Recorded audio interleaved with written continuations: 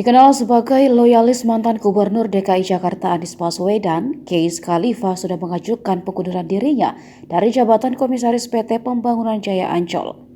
Langkahnya ini pun bukan tanpa alasan.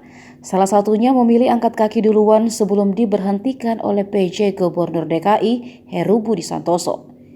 Keis merasa yakin dirinya akan dicopot oleh orang dekat Ahok dan Presiden Jokowi itu.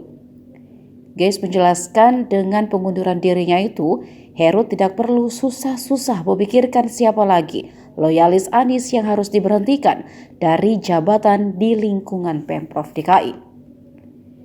Keis mengaku sudah berkomunikasi langsung dengan Anies Baswedan terkait tujuannya usai mengundurkan diri sebagai Komisaris PT Pembangunan Jaya Ancol. Sejak jabatan Anies sebagai Gubernur DKI selesai pada Oktober 2022, mencuat kabar bahwa orang-orang Anies akan dilengsarkan dari jabatan suatu instansi pemerintahan atau badan usaha milik Pemprov DKI. Sehingga pengunduran dirinya akan membantu Heru Budi tidak dicap buruk oleh masyarakat sebagai orang yang melengsarkan loyalis Anies Baswedan.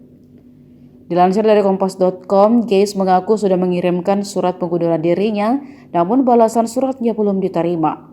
Surat pengunduran itu sudah diajukan sejak awal tahun 2023. Keis mengaku jika sudah tidak bekerja lagi, dirinya akan fokus membantu Anies Baswedan dalam pemilihan umum 2024 mendatang.